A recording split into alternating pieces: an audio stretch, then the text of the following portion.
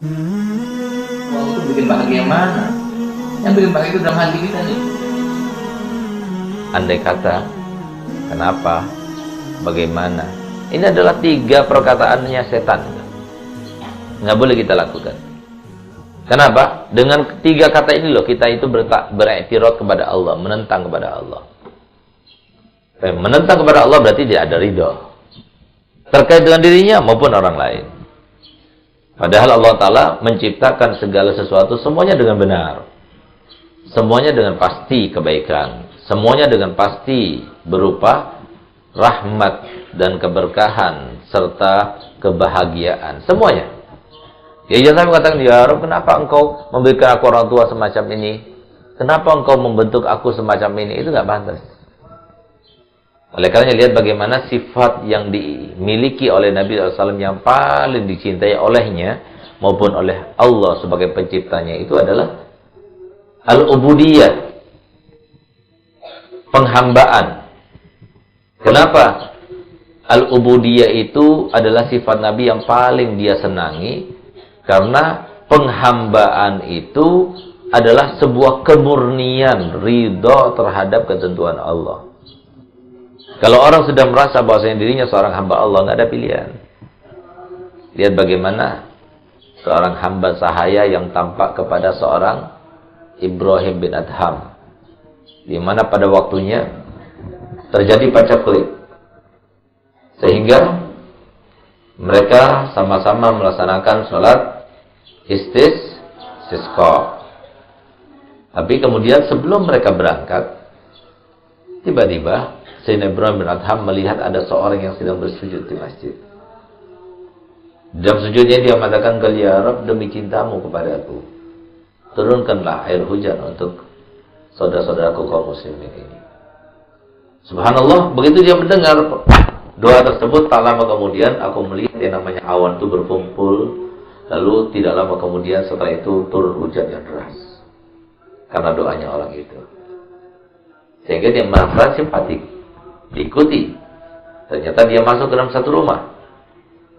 Sesampainya dia ke tempat itu, ternyata dia ada seorang budak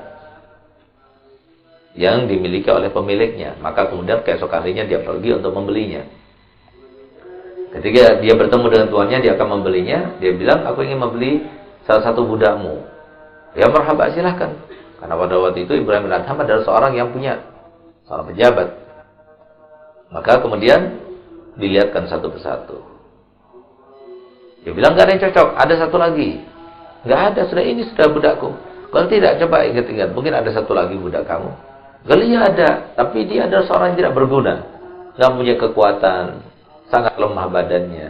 Tunjukkan aku kepadanya. Akhirnya tunjukkan, begitu dia tunjukkan, ini aku ingin beli padamu. Akhirnya dijual, beli. Setelah dibeli, kemudian didekatkan oleh Sayyidina Ibrahim bin Adham. Lalu dia meminta kepada Ibrahim bin Adham untuk supaya mendoakannya. Minta Ibrahim bin Adham kepadanya untuk mendoakannya. Di saat itulah kemudian budak itu bertanya, wahai tuanku, kenapa engkau itu membeliku? Lalu setelah itu engkau mendekatkanku, padahal aku ini adalah orang yang tidak mempunyai kekuatan seperti budak-budak yang lainnya milik tuanku sebelumnya. Maka dikatakan, wahai budak, aku telah mengetahui dan menyaksikan apa yang kau lakukan ketika engkau bermunajah kepada Allah sehingga turun air hujan itu. Apa yang kau pakai, apa yang kau makan, aku akan sediakan untukmu. Apa kata dia? Wahai Ibrahim bin Adham, aku ini ada seorang budak. Aku adalah seorang hamba sahaya. Apakah bagi seorang hamba saya ada suatu pilihan untuk meminta kepada tuannya? Aku tidak memakan kecuali yang diberikan oleh tuanku. Aku tidak memakai kecuali yang dipakaikan oleh tuanku. Aku tidak bergerak apapun kecuali yang diperintahkan oleh tuanku. Disitulah dia menjadi ingat kepada Allah dan bertobat kepada Allah karenanya. Setelah dia itu mengucapkan itu, kemudian dia meminta maaf kepada tuannya. Lalu dia sholat. Ketika dia sholat, dia sujud, dia minta kepada Allah Ta'ala, ya Rabb, telah terjadi perjanjian antara diriku denganmu, bahwasanya tidak ada satu orang pun yang mengetahui tentang aku dan engkau, hubunganku denganmu. Tapi sekarang sudah terkuak. Ada orang yang mengetahui tentang diriku dan yang berhubungan denganmu, maka kalau begitu ya Rabb, ambillah nyawaku untuk berpindah kepadamu. Di saat itulah kemudian dia meninggal dunia langsung dalam sujud. Nah ini. Jadi penghambaan itu adalah sebuah makom daripada manusia, mukmin, muslim yang paling tinggi. Kalau dia itu mengakui dirinya adalah seorang hamba, maka nggak ada pilihan.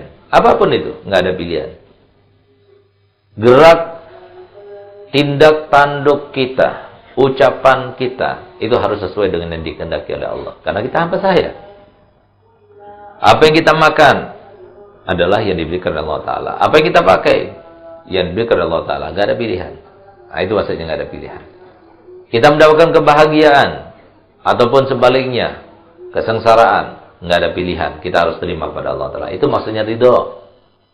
Tapi sebagaimana sifat-sifat yang baik lainnya, sifat ridho itu tidak mudah untuk didapatkan oleh setiap orang.